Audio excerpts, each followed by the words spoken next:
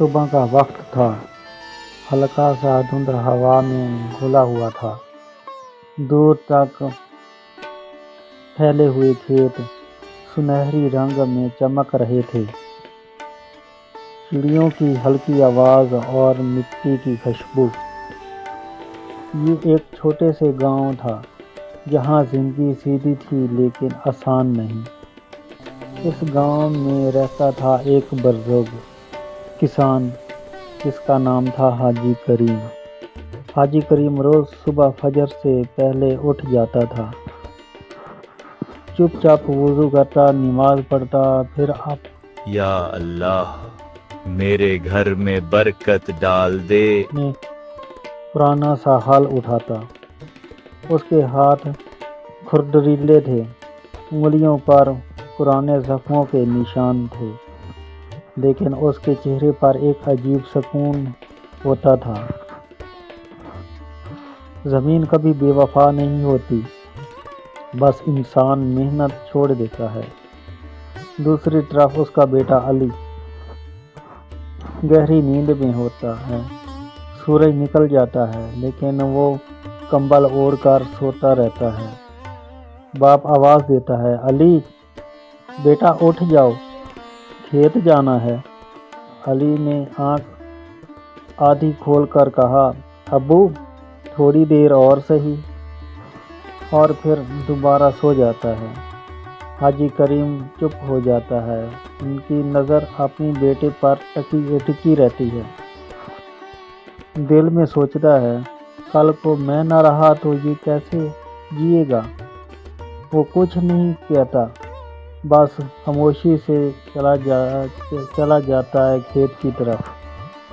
گاؤں کے لوگ اکثر کہتے ہیں، تمہارا بیٹا صرف کھانے کے لیے پیدا ہوا ہے، اس سے نہ ہو پائے گا کوئی کام۔ یہ باتیں حاجی کریم کے دل کو چبھتی تھیں، لیکن وہ پھر بھی مسکرا کر کہتا، ایک دن سمجھ جائے گا میرا بیٹا علی۔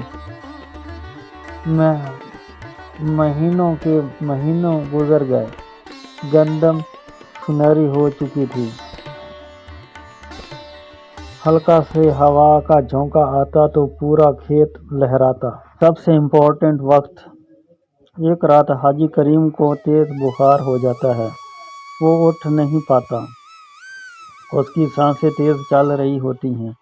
وہ علی کو بتاتا ہے، بیٹا فصل تیار ہے، اگر اب کٹائی نہ ہوئی تو سب برباد ہو جائے گا۔ علی ہلکا سا سیریس ہوتا ہے، لیکن پھر بھی کہتا ہے، ابو فکر نہ کرنا، کل دیکھ لیں گے۔ اگلے دن آسمان پر سیاہ بادل چھا جاتے ہیں، ہوا تیز ہو جاتی ہے، دور بجلی چمکتی ہے۔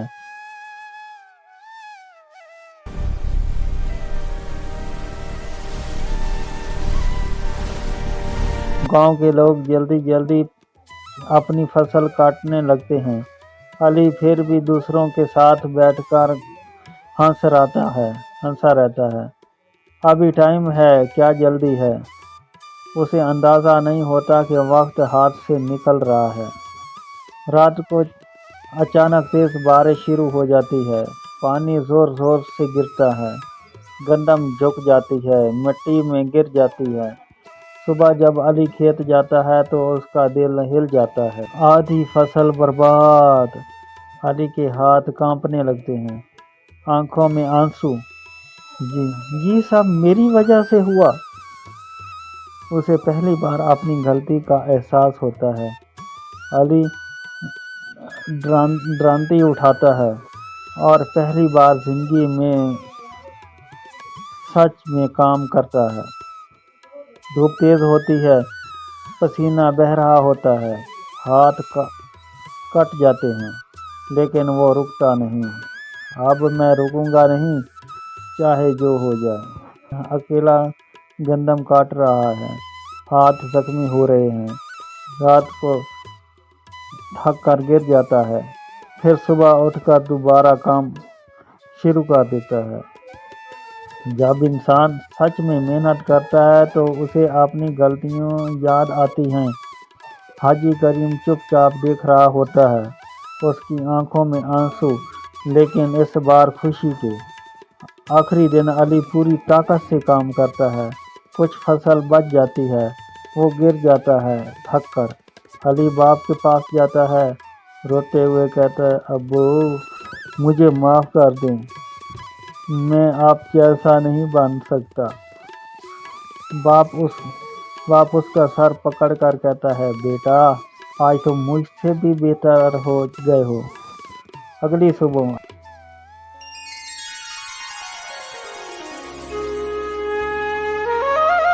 علی صبح سے پہلے اٹھتا ہے، نماز پڑھتا ہے اور کھیت کی طرف چلا جاتا ہے۔ اس بار اپنی مرضی سے۔ زندگی میں سب سے بڑی سزا یہ نہیں کہ تم ہار جاؤ، بلکہ یہ ہے کہ تم محنت کیے بغیر جیت جاتے رہو۔